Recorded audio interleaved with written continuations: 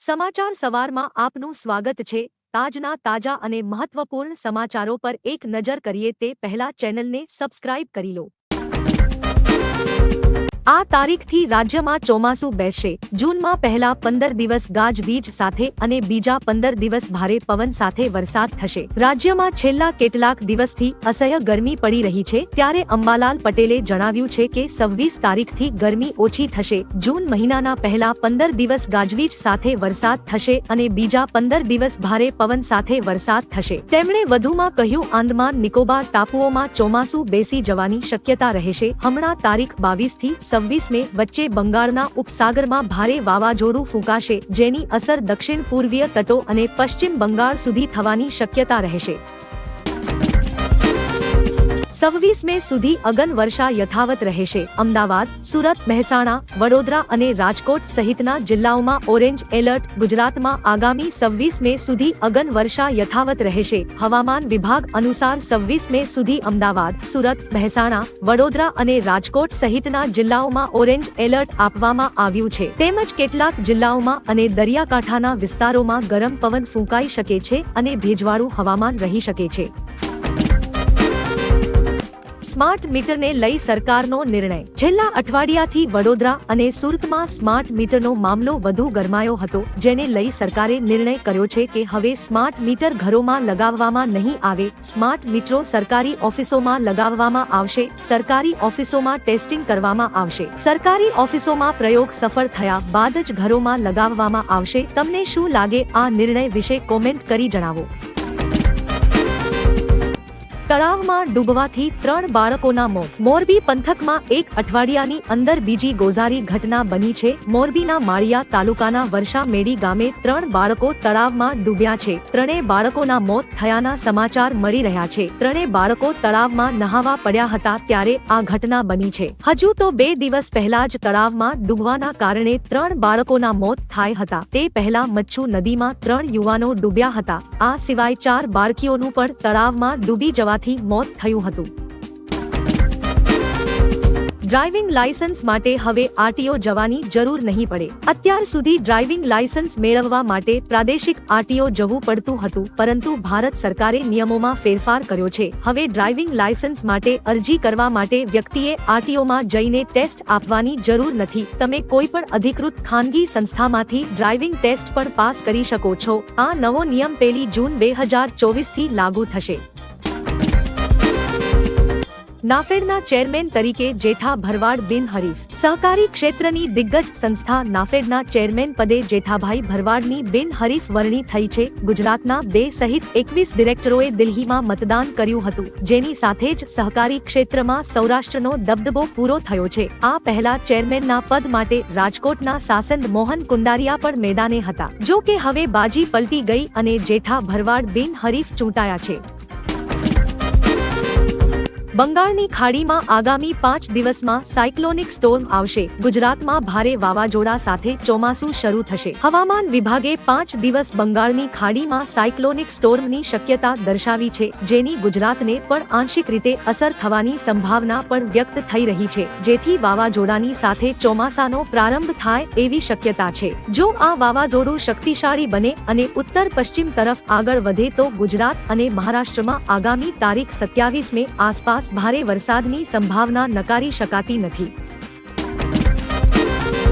Smart મીટરનું 9 lakh રૂપિયા bill આવ્યું। Smart મીટરના કારણે વધારે બિલ આવતું હોવાનો લોકો આરોપ લગાવી રહ્યા છે। તેવામાં આગમાં પેટ્રોલ નાખે તેવા એક સમાચાર સામે આવ્યા છે। વડોદરાના ગોરવા વિસ્તારમાં રહેતા એક વ્યક્તિને 9 લાખ 24 રૂપિયાના બિલનો મેસેજ આવ્યો છે। સ્માર્ટ મીટર લાગ્યા પહેલા દર મહિને તેનું 2000 બિલ આવતું હતું, જે સીધું 9 લાખ થઈ છે। જો કે હજુ વીજળી વિભાગ તરફથી આ અંગે કોઈ સ્પષ્ટતા નથી થઈ કે આ કોઈ ટેકનિકલ એરર છે કે કેમ। ભાજપને 310 બેઠકો મળી। ઓડિશામાં એક રેલીને સંબોધતા કેન્દ્રીય ગૃહપ્રધાન અમિત શાહે દાવો કર્યો હતો કે લોકસભા ચૂંટણીમાં ભાજપને 310 બેઠકો મળી છે। મતદાનના બાકીના 6ઠ્ઠા અને 7મા રાઉન્ડ પછી અમે 400 થી વધુ બેઠકો મેળવીશું। તેમણે ઓડિશાના લોકોને રાજ્યને બાબુ રાજથી મુક્ત કરવા અને કેન્દ્ર અને રાજ્ય બંનેમાં સરકાર બનાવવા માટે ભાજપને સમર્થન આપવા અપીલ કરી હતી।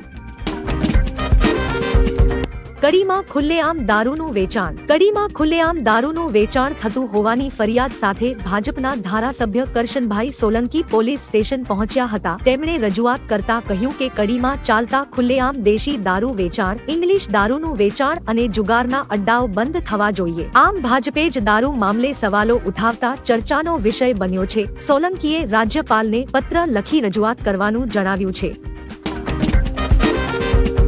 સુરતમાં નકલી નોટ છાપવાનું કારખાનું પકડાયું. સુરત શહેરમાંથી નકલી નોટ છાપવાનું આખું કારખાનું પકડાયું છે. સુરતના લિંબાયત વિસ્તારમાંથી એસઓજી એ નકલી નોટનું કારખાનું પકડ્યું છે, જ્યાં ન્યૂઝપેપર છાપવાની આડમાં નકલી નોટો છાપવામાં આવતી હતી, જ્યાંથી 500 અને 200ની 9 લાખની કિંમતની નકલી નોટ મળી છે. પોલીસે પ્રિન્ટર, લેપટોપ અને ડમી સહિતની વસ્તુઓ કબજે કરી છે. સાથે જ ફિરોજ શાહ નામના એક વ્યક્તિની ધરપકડ પણ કરી છે. અંતરિક્ષમાં લહેરાયો ભારતનો તિરંગો. ગોપી થોટકુરા જેફ બેજોસની કંપની બ્લુ ઓરિજિન દ્વારા અંતરિક્ષમાં ટુરિસ્ટ તરીકે જનાર પ્રથમ ભારતીય બન્યા છે. તેઓ અંતરિક્ષમાં ટુરિસ્ટ તરીકે આંટો મારી આવ્યા છે. અંતરિક્ષમાં તેમણે ભારતીય તિરંગો લહેરાવ્યો હતો, જેનો વિડીયો હવે સોશિયલ મીડિયામાં વાયરલ થયો છે. ગોપીચંદે ભારતનું ગૌરવ વધાર્યું છે. તેમની સાથે ઘણા બીજા લોકોએ અંતરિક્ષની મુલાકાત લીધી હતી.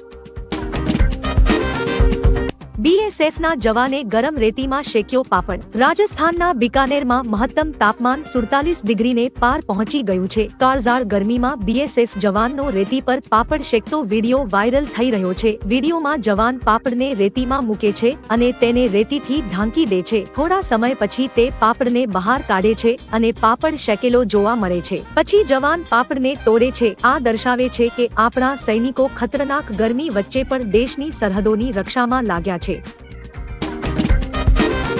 પશ્ચિમ બંગાળમાં 5 લાખ ઓબીસી સર્ટિફિકેટ રદ. કલકત્તા હાઈકોર્ટે બુધવારે પશ્ચિમ બંગાળની મમતા સરકારને મોટો ઝટકો આપ્યો છે. હાઈકોર્ટે 2010 બાદ આપવામાં આવેલા 5 લાખ ઓબીસી પ્રમાણપત્રો રદ કર્યા છે. ઓબીસી પ્રમાણપત્ર આપવાની પ્રક્રિયાને પડકારતી પીઆઈએલની સુનાવણી દરમિયાન આ નિર્ણય આવ્યો છે. કોર્ટે પશ્ચિમ બંગાળ પછાત વર્ગ આયોગ અધિનિયમ 1993ના આધારે ઓબીસીની નવી યાદી તૈયાર કરવાનો આદેશ આપ્યો છે. 2010 પહેલા બનેલા ઓબીસી પ્રમાણપત્રોમાં કાયદાનું પાલન થયું નહોતું.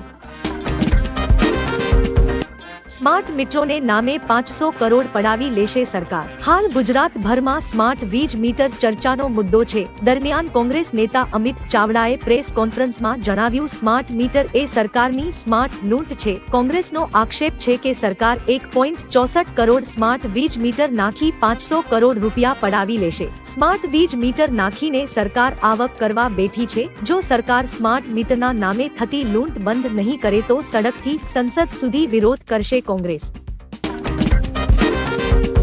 ભારતે રચ્યો ઇતિહાસ. અદ્ભુત રેકોર્ડ. બોમ્બે સ્ટોક એક્સચેન્જે ઇતિહાસ રચ્યો છે. ખાસ કે બીએસઈનું માર્કેટ કેપ 21 મેના રોજ $5 ટ્રિલિયન એટલે કે 5 લાખ કરોડ ડોલરને પાર કરી ગયું છે. શેરબજારના ઇતિહાસમાં આ પ્રથમ વખત છે જ્યારે બીએસઈ પર લિસ્ટેડ તમામ કંપનીઓનું કુલ બજાર મૂલ્યાંકન આ આંકડાને પાર કરી ગયો છે. આ વર્ષની શરૂઆતમાં તે $4.14 ટ્રિલિયન હતો. બીએસઈ પર લિસ્ટેડ કંપનીઓનું માર્કેટ કેપ મે 2007માં $1 ટ્રિલિયન ને વટાવી ગયું હતું.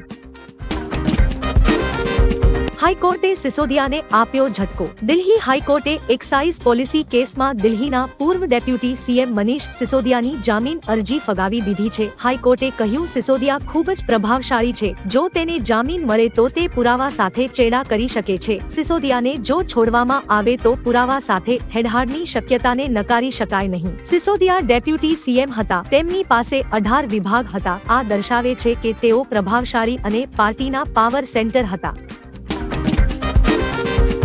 શ્રીલંકા હંમેશા ભારત સાથે મળીને કામ કરવા માંગે. શ્રીલંકાના વિદેશ મંત્રી અલી સાબરીએ કહ્યું છે કે તેમનો દેશ ભારતની સુરક્ષા માટે પ્રતિબદ્ધ છે. શ્રીલંકાના બંદરો પર ચીનના જહાજો રોકવાના પ્રશ્ન પર તેમણે કહ્યું, અમે તમામ દેશો સાથે મળીને કામ કરવા માંગીએ છીએ, પરંતુ આ માટે અમે અન્ય કોઈ દેશની સુરક્ષાને દાવ પર નહીં લગાવીએ. અમે કોઈને પણ ભારતને નુકસાન પહોંચાડવા નહીં દઈએ. શ્રીલંકા હંમેશા ભારત સાથે મળીને કામ કરવા માંગે છે.